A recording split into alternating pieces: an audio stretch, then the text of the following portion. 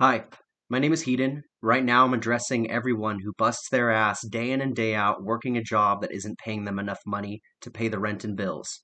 I'm addressing the people who feel sad, numb, unfulfilled, or unappreciated at work.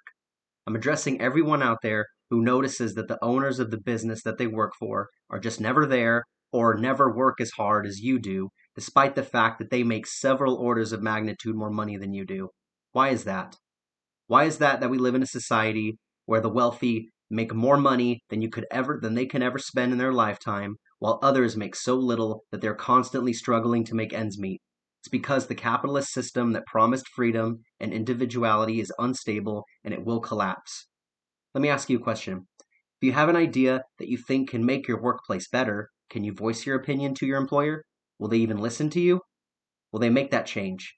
An overwhelming majority of the time, the answer is no. They are the employer, and you are just the employee.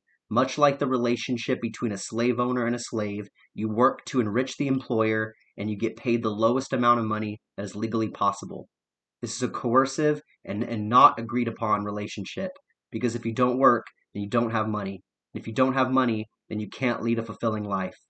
How is one supposed to pursue their dreams when they have to work to fulfill someone else's? Why can't workers make a change in their workplace? Why do workers get paid flat wages irregardless of how hard they work during their shift? Capitalism. Think for a moment about how you make your paycheck. You work a certain amount of hours a week, right? And you get paid a certain dollar amount for each hour that you work. Why? You don't get paid based on how hard you work. You get paid a fixed amount per hour. What's the incentive for you to even work hard at all? You work slow, you get paid the same. You work hard, you still get paid the same amount. What would incentivize you to actually be passionate about your work and want to work harder? To actually get a percentage of the money that the business generates, to own a portion of that company. What if all employees collectively owned the business? This would mean that they make decisions about how to run the workplace and they would reap all the benefits. This doesn't mean that everyone would get paid the same amount for different types of work positions. Some positions at a workplace are more difficult and those individuals should get paid more, but not to the extent that an employer gets paid relative to that of the employee. Managers would still exist, but they wouldn't be ordained by the owner of the company. They would be democratically elected by the workers, much like representatives are elected into Congress. The managers would therefore serve the interest of the employees and not the other way around. But how does one even begin to do such a thing? After all, anyone who talks like this at work or makes demands individually to the boss would surely be fired and replaced by someone quieter and more complacent. Why? Because you are an individual employee and you are replaceable to the owner. If you left your job, it would hardly make an impact. Now, what if all of the employees went to the owner and demanded higher wages? The owner might agree to it, but will most likely say no. Now, what if all the employees approached the owner and demanded for higher wages, or else they all quit? That's too many employees to replace, too many new people to train, and the revenue of the business would greatly suffer if that happened. It is then in the owner's best interest to raise the wage and prevent everyone from quitting.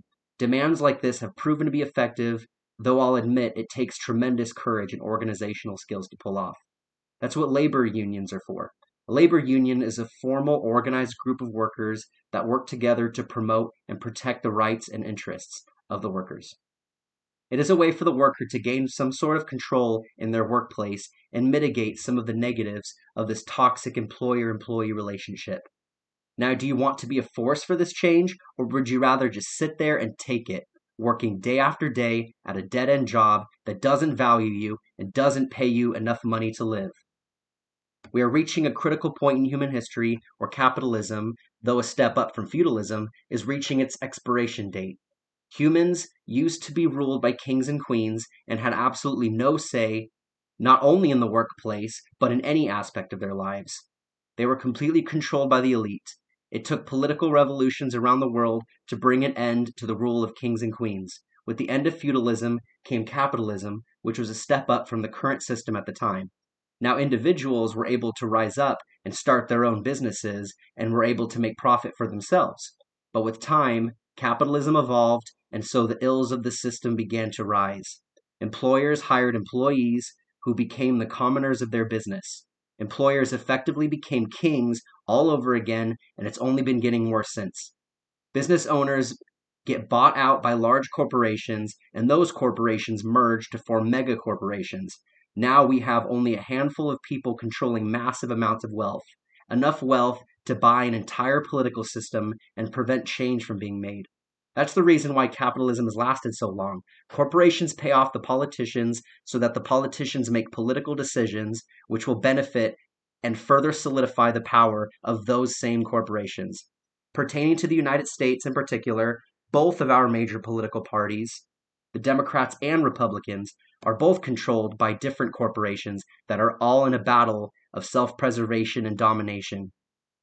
If we don't put a stop to all of this, people will die, families will lose their homes, and many of us will lose the will to live. It's not a question of when the capitalist system will collapse, it's only a matter of when. So what does the end of capitalism mean? It can go many different ways. We can vote our way out to the point where not even the strongest corporations can prevent social and political change. But this seems unlikely because the elite have already polarized the country. The elites pit workers against workers in an attempt to distract the public from the real boogeyman, themselves. They get to run out the back door with all the money. Meanwhile, Democrats, Republicans, and independents alike all get screwed over. The more likely scenario is that the country continues in the direction of an oligarchy or a form of corporate feudalism where the corporations not only control you at work, but can control you while you're at home. Over time, your rights will be stripped away until we return to a time when we had none. We are already seeing this with the repeal of Roe v. Wade, an attempt made by the corporate-controlled government to take control of women and prevent them from doing what they want with their own bodies. They say history repeats itself, and I feel another political revolution is just around the corner.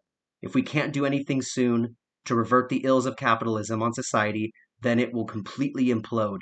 Workers will protest and stop working, and the economy will collapse. Property will be damaged, there will be civil unrest and fighting among various groups of people. When the time comes when society is near collapse, remember who is responsible for this. The dirty politicians, the billionaires, the employers who don't pay their employees a living wage, everyone who stands to preserve the status quo and corporate power. We need to vote out the dirty politicians, seize control of our workplace by any means necessary, and it all starts with you. What I want you to do is meet with your fellow workers outside of the workplace and just talk about your concerns. How is everyone feeling while working? Are you getting paid enough to get by, or do you think you deserve more? Do you want to feel included in the decisions that are being made? If there are things that a majority of you agree upon, you should talk with the union organizer and write up a formal list of demands to which the employer must agree to or risk losing the workers altogether. This is not an easy thing to accomplish by any means, and only the most determined individuals will succeed, but even the attempt will be rewarding because you know that you took charge of your current situation.